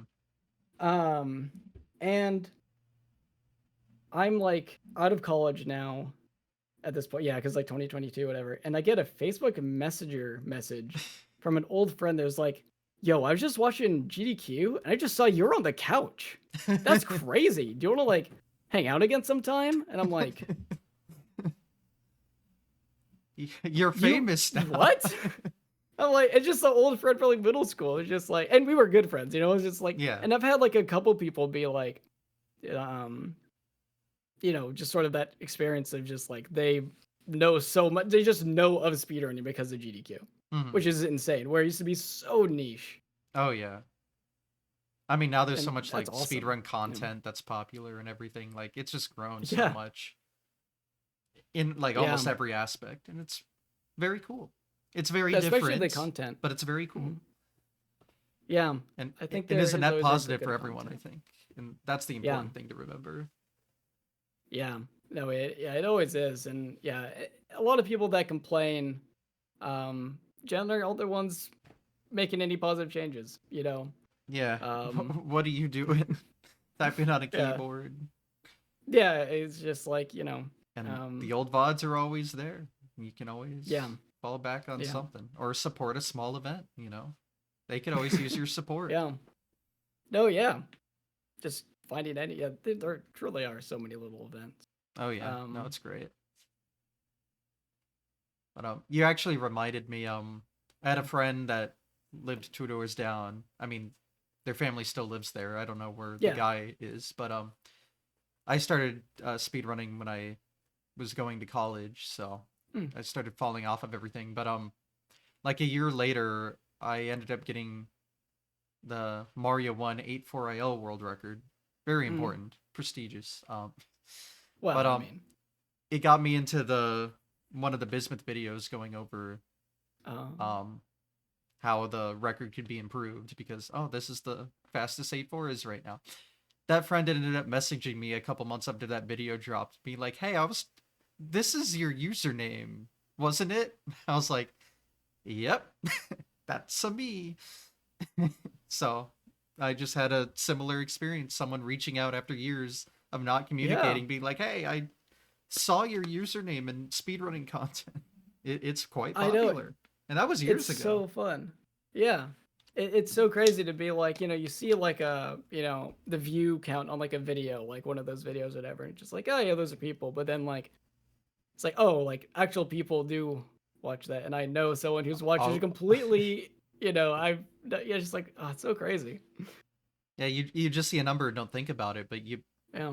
like put that many people in an arena, and it's like, oh, you need like thousands of arenas Yep. sometimes. It's like, oh, wait, these are people. Yeah. Yeah. No, it is crazy to see just how far reaching it has all become. Mm-hmm. Um, oh man. Yeah, and like monetization and people like getting like famous from speedrunning, and it was crazy because like like back in the day you only had like Twitch partner, but like you couldn't subscribe to anyone. Sub button was like a relatively new feature. Mm-hmm. Um and so just like even supporting people that you've already like known whatever is crazy. I remember one of my first subs was to Trihex. I got a little like red Yoshi egg. It was awesome. Um You were around when people were first being able to monetize speedrunning content, and everyone was like, "Sell out, boo, boo," and now it's like you would yep. never do that. But it Yep. was just a Yep. different time. Yeah, I know it is. Oh man. Oh yeah. And especially ZFG. It was so funny. He would always like because he had like a whole emote, like a sell out emote. It was just like sold out from like, Ocarina of Time. But he's just like he added that sold out emote because of those memes, the sell out meme. That's Like, awesome. oh my god. Yeah. Um and then what yeah, when Twitch was going. Oh, this arrow is so silly. Oh my god. Oh, there's so much little drama. So fun. So, as we all know, YouTube was bought by Google a Uh-huh. while ago. Probably been a couple of years now. um, Just a couple. yeah, and so when Twitch was coming around a bit more, or rather on YouTube, we saw a lot of like demonetization and a lot of just annoying stuff that was happening around the Google acquisition era, and it got ironed out over time. It went, but at the time, it was like, okay, this is really bad. It might have been like the apocalypse on YouTube or something around that time. Hmm. Or maybe that was a little earlier, later. I don't remember. But there was some stuff going on. People didn't like what Google was doing with YouTube, especially with copyrighted content and stuff. Mm-hmm. Um, and so Twitch started implementing a few features. I don't remember exactly what they're implementing, but they're implementing a few features that were reminiscent of what Google was doing on YouTube. So everyone thought that Twitch was going to get bought by Google. Hmm. And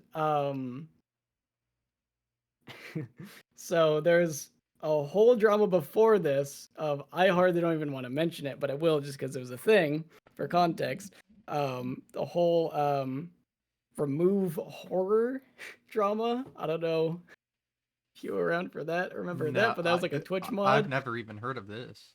I won't get into it because it's a little wild, but Hmm. basically just a small summary of it is there's a Twitch mod um, who was a little bit of a rogue moderator and moderated based on content they liked and didn't like. Hmm. Um, and they had an emote, a global emote that like they personally added to Twitch, and it was of their, I think like partner, and they were furries. So, Ah, knowing the internet, this yes, I see where all this is going. doesn't go well. So, anyway, the emote itself, I forgot what it was called, but it was removed eventually. The moderator was removed, and the whole movement was remove horror. Was like there, whatever. It was horror or something. There's something in their username. Anyway, piggybacking out off of that like drama, um, um, there were so many streams of just like remove Google, remove Google, remove Google. I had one of my one of the old Windmaker testers, Bob, had like a whole like stream of just like it was some like Mario thing, I think. And like all the blocks were like just arranged to be like remove Google. Like Mario 1-esque. It might have been a Mario Maker. I don't even remember at this point. But it was just like, it was a whole thing of everyone was up in arms about remove Google. We don't want Google. Get out of here. Tweets, remove Google. All the streams, remove Google.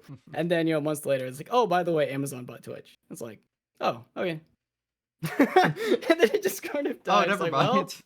Well, yeah, I guess we won. I don't know. Man, that was a long time ago dramas. then. Yeah, that's long before my time. And there's so many little micro dramas like that build up like the other dramas. Just like, oh, there's so much of that happened. Oh my god. One other really small funny thing that has a lot of weird context behind it too was there was a marathon that was going on Twitch. It was ran by, what was their name? I don't remember. It had like fire in the name or something, but it was some old like just marathon for speedrunning, all online, and it was going pretty good. It was like 24 hours, so it had the had like Europeans going in the dead hours and not Europeans in the not dead hours for America time, and they there was a couple people, and they were affiliated with Windmaker, by the way, too. So there was a couple of people from the Wind Waker community that he had tasked to help out with the marathon to be like mods. And those people were also kind of known in the community to be a little overreactive and, to say the term very lightly, a little lolcowy. So very easy to just kind of mess with. I see. But nothing too crazy. And so this whole marathon is going on, and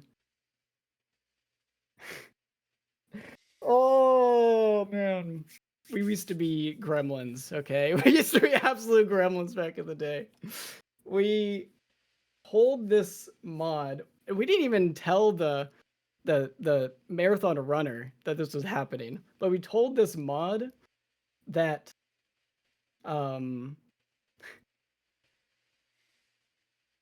that this guy Fire Bandicoot, who by the way was still asleep at this time, because like early in the morning, he's like PST, so he's even earlier. I used to be CST, and so it was even earlier. He wasn't even awake. We told this mod that Fire Bandicoot has hijacked and hacked the stream, and with like no evidence, no proof, we just told him that he has hijacked the stream. Alert now. Just so stupid. And he goes on mainstream and is like, I repeat, alert. The stream has been compromised, or like something like that. It's just like during, I think it was a Banjo-Kazooie like Stiv run. And anyway, and it's just like so bizarre. So they went along the whole thing. And Bob, I mentioned earlier, he had a stream key, and on like for like a side stream, so like on like a side stream that wasn't even affecting mainstream, he like went live with like the stream key and just like streamed like Fire Bandicoot's like Twitch page, and it was like, oh my god, he's doing it, he's got in, he's hacking it. And this like mod went like wild trying to shut this down. It's like, I'm tracking all the IPs coming in right now. And it's just like, we're just like losing our minds. And was this a little mean? Perhaps. But man, it was wild. And then the stream runner, the actual showrunner, the fire guy, whatever, he comes in and is like, "Hey guys, by the way, like, what's happening?" And we told them, "Oh, we're just messing with them. Can you do you want to go along with it?" And the stream runner of the whole marathon was like, "Oh yeah, that sounds funny. I'll go along with it." Okay. Like, poor the person who was doing their run while this is going on, and then like hours later, Fire Bandicoot joins the call. And we're like, "Oh, by the way, this is what happened. You've actually hacked the stream." And we catch him up, and he's like, "What have I done?" And so we have like the whole showrunner, everyone in on it, and it's just like, what is happening? And so this was a fun time. We got that done. Like, just some crazy gremlin activities that would just happen. So many little moments like that. It would have been a lot less funny if the showrunner came in and was really mad, but the fact that he came in and was like, "Oh, this sounds hilarious. I'll go along with it." Just like, man, we didn't mess with your stuff. Now you're just thinking it's awesome. It's like, oh my god. So many little things like that, just like happen. And who knows about it? Not a single soul except whoever was involved. And now the world knows, I guess. Now the world. Because, this show is just, worldwide popularity. So, Yeah, well, really calling yourself out right now. I'm expecting a phone call from the president after to discuss my behavior, but it's about it. No. Let's see. I'm trying to think if there is anything else you want to confess. Yeah, there is one confession I will confess to the world live. No. Okay, I've only confessed it in slowly, but I will confess it to the world as we know it. Okay, that'll be my last thing. But I'm trying to think if there's anything super in particular here that I've missed, glossed over. But I think I hit a lot of the fun sort of history and that I'm old. You can't say that when we're the same age. You see, Well, you're insulting me at the same time now. Old in the community, not total age. Okay. Although, you look at some people, we are ancient. Let's be real. It is. Them youngsters really came in and were too good at everything. Yeah. I know. It's messed up. What I the hell? gotta be around all these young people doing crazy stuff, and it feels like it's fine. It's like, oh, how old are you? It's like, oh man, I am actually older. That sucks. But then also, you did join when you were the same age, so I guess you can't say anything. Yeah, that is true. I was the youngster, the up and coming youngster, and now here I am. I've experienced all of it. That's kind of the thing. That's just like, it is hard to not necessarily hard, but just like pinpoint stuff when it's just been so much of it has been so much just community and vibes and seeing the eras and people come and go and being in all of like the popular drama that people talk about. Like, oh, it was crazy when this happened. It's just like, yeah, I was there, sort of stuff. I was in the throat of it.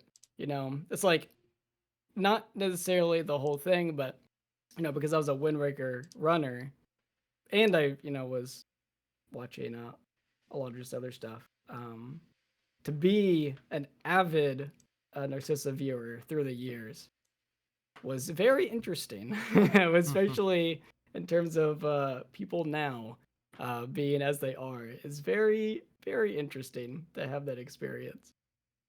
To be there for literally everything. But people are wild. Yeah. Anyway. Yeah. On that note, let's quickly change topic. Don't worry, I'll make it as slow and painful as possible. No. Oh, okay, great. No, we can if there's nothing else particularly coming out, I can end it on my true confession. Okay. For the world to know. I see. Well, I guess on that note. All right. Well. All right. Let's do it. Here we go. Okay, Okay. some people already know because I've said in the Wind Waker community, but this is for all the big for all the big numbers. Okay, this is listen. This is gonna do end game numbers now. Okay, you're All actually gonna right. get end game numbers Okay. from this convention. It's gonna go viral clips. It's gonna go on live stream fail. It's Uh-oh. gonna go crazy. Okay. So and when Wind Waker HD was getting released, you know, there's a lot of people being like, "Hey, what should we you know, we got to test all the things. We got to make sure that it's very similar to Wind Waker SD." And as we know, it came out. They patched storage. They patched a lot of other things that made it Wind Waker fun to actually run. And it became more of just a glitchless kind of run with a few glitches in between. It basically became old 90%, but a little faster because of some cutscene skips and just like some faster movement and better Triforce collection, etc., etc. And around that time, people weren't really sure why a lot of things were patched. But eventually, people kind of went into it, and there's a line that I saw in some like comment somewhere in some repository or something. I don't know. Some commenters like, yeah, they found out that literally connection. Some dumbass went to a Best Buy pre-show of it and like did storage in front of the employees, and this comment says like this is why they patched it. Basically, there's like almost a confirmation of like, yeah, some like dumbass did it in front of them and they patched it because of it. And for a long time, you know, I had some regret that perhaps when I crashed the game doing a super swim at the Best Buy demo, that it could have been my fault that I got Oh. storage patched. I thought for the longest time, you know, I feel so terrible that it could have been me. And then I saw that, I'm like, you know what? I think I may be the reason storage got patched in Winker HD. I went to the demo. I tried zombie hovering. This was unintentional. I got storage. I was one of the only, a lot of people went and couldn't get storage because at the time, I believe it was running at 60 FPS. So it was really hard to get instead of 30. So it was even less frames, but I managed to do it. I got it. I posted on the ZSR boards. You can go at my Lumis C42 account on the ZSR boards. I post it and people dismiss it because everyone else said they couldn't get it. But I did. I got the storage. I super swam off outset and the game crashed and no one was watching. At the time, though, I didn't consider, even as a speedrunner, that they were capturing the game. No Nintendo rep saw it, but by God, it was probably recorded. And they probably log all the crashes that happen. And I didn't think about that. And for a long time, I felt bad. I felt bad about it. But you know what? Imagine if Wind Waker HD did get storage. Imagine if they never found item sliding and been able to go like, you know, crash the game from a overflow of speed in like 5 seconds. That's a crazy glitch. That is more powerful than any storage. And that changed the game dramatically. That's what got them barrier skip. That's what got them like everything. That's what's made it faster than SD for so long until recently. And so they kind of got a really unique speedrun while keeping SD alive because it's so different. It's not, HD is not just faster, SD has storage and all these other glitches in the Tingle Tuner. So it finally occurred to me that no, I'm not the reason that HD didn't get storage. You know, I'm the reason that Wind Waker SD is alive. I am a saint. I've risen above, and I'm the sole reason, okay, that Wind Waker SD is still alive and kicking, and as popular as it is. Because listen, if HD got storage, SD dead in the dirt. Everyone's running HD. But because of me, you are all welcome. We can have 2 individual, amazing, and unique speed games. That's crazy lore, actually. That's ridiculous. It still is on the ZSR boards, I'm not lying. I have a post about it. So, when you tried out HD, like, all of this stuff worked, and then in the release it didn't. Wow. Yeah, it's funny too because I remember specifically talking about how storage was a little different. And now it doesn't mean anything because people like hack storage into the game. And so it's like, oh, you could have just like seen that. But what I said at the time was, oh yeah, it was really weird. It's like you always like have your Wind Waker playing because usually in the SD game, you're just like walking, like your Wind Waker in your hand or whatever, just sort of like normally. But in HD storage was you're always playing your Wind Waker and then you'd walk and then you go back to like playing. I'm like, oh, that's really weird that this happens. And I said that like, it sucks. I don't think I said that in my post. I said that to like my friends on like Skype later. And then lo and behold, people will hack storage into the game. It behaves the exact same way. He has like the whole Wind Waker. It's like the whole difference is still the same. It's just they because they didn't patch storage. They patched how to get it. Yeah. So it's very funny, but yeah. So you now the whole world just had this knows. crucial impact on everything. Apparently. I guess so, because I thought it wasn't me. I thought maybe it could have been, but no one saw. But then apparently in the actual like code of something, it's blatantly written out that because of like a Best Buy crash, they patched storage. And oh my god, seeing about how many people got it and did it, it kind of doesn't leave a whole lot. It could have been someone else. It could have been. And for the record, I wasn't yapping up or chatting I was trying to be secretive about it, okay? I didn't know they were recording. Obviously they were, but I didn't think about that. I wasn't chatting up people, Nintendo reps. Let's just be clear, okay? I wasn't being like, hey, this how to do it. This is a glitch, this is a glitch. And then I crashed the game, and the line behind me cheered. They're like, woo, that's so sick. You crashed the game. I'm like, I know. And now here we are. And it got patched. How dare you? No. that is genuinely fascinating, even if it's like not real. Like the circumstances behind that are. I know it is crazy. We could theory craft this for the end of time. You'll never know for sure.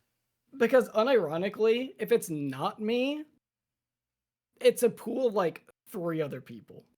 You know, like it's very small. It's not just like, oh, it could have been. There's a solid chance it was me. There's like a really good, the odds are incredibly strong. I'll never know for sure because they don't have my name written down anywhere, obviously.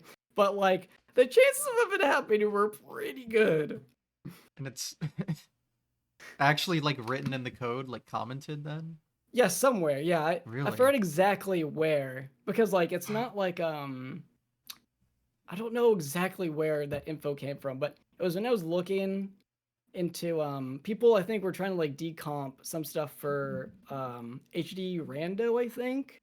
Mm-hmm. And then that's where they found a lot of that stuff, I believe. I could be wrong on that, but I think that's where it came from, yeah. Interesting. Well, crazy lore. Was not expecting that, but that is a fascinating story. There you go. I got lore for days, but that's, I always kept it close to my heart, but I'm ready for it to be free. Well, the Nintendo ninjas have heard you. Prepare for what is to come. Yeah, they're gonna hire me now because that's what they're gonna do. Like, this guy's willing to sell all the secrets. Get him. Mm-hmm. Well, is that everything? Are we done here? That's all I got off the top of my head. So I wanted to end with that little tidbit of lore, but yeah, if there's nothing else. All right. Well, enough probably.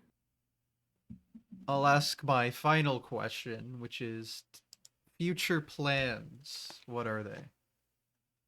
Future plans is to actually do more speedruns. So like I said, I've kind of shifted a lot into Melee. When I said that Tingle Tuner glitch, when that came back into a thing, that was I did a couple more runs there, and I've been trying to get back to it because I want to do all dungeons primarily. I still yet to do a current route run of that, and it's so cool. I need to get back to improve my 80% time. I'm gunning for a top time,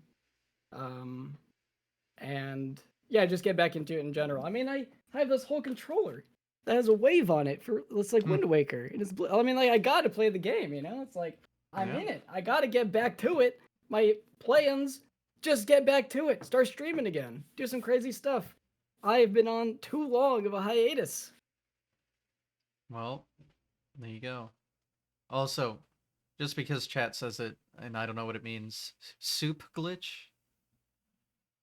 Ah, So I mentioned the Switch 2 run.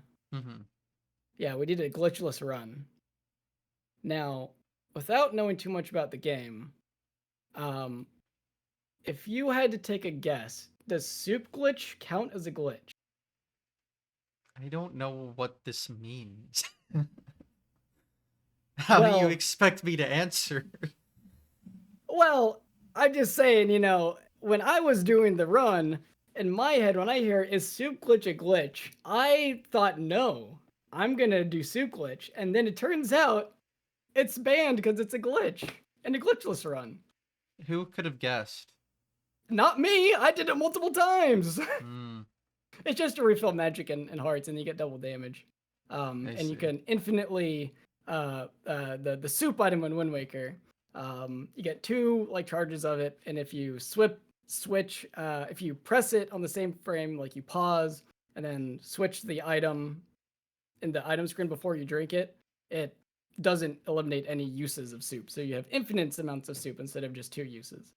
Ah, And so it is known as soup glitch, soup dupe. soup dupe is a good name. It's not usually called soup dupe. So to be fair, I wasn't thinking soup glitch when I thought of it. I was just thinking soup dupe, which is dupes usually aren't glitches, right? So Sure. yeah, it's just Well, it doesn't make sense either way. I may have made the mistake of doing that a couple times, but it didn't alright. help that much. So So you're a dirty cheater in many ways. I see. Okay. yes, and I found out about that within the last 10 minutes of the over almost 6 hour run. Oops. Oops. Oh well. Well, with that out of the way, just had to make sure all the allegations were cleared Yeah. up. Yeah. Well, where can people find you? People can find me so many places. You got twitch.tv/GobbityBobbity. If I'm live there, that's a blessing. That means I've actually committed to going live again. Huge. I'm technically, by having an account, I'm on Twitter, but I generally don't use it. But technically, there's some things there. My account still exists at GobbityBobbity. I'm on Blue Sky at making sure it's all GobbityBobbity at GobbityBobbity.bluesky.social. I have it all on stream and in the YouTube description. There you go. And you know Huge. what? If you want to find me, just type in GobbityBobbity. I can assure you there's not many other people with that username. So it's likely going to be me. Fair enough. It is truly one of a kind. And YouTube. It's all there. It's all the same. It's all there. Well, I guess that's everything. So we can call it a day. Yeah. Well, I appreciate getting on, you having me on, and having the chat. Thought it was quite fun to relive and retell many, many tales. Well, I appreciate you coming on short notice, especially because once you've done hundreds of episodes, well, not hundreds, but 100 plus, it gets harder to schedule things when it's like everyone you know you've already done. Yep. Yep. The joys of making this a weekly show.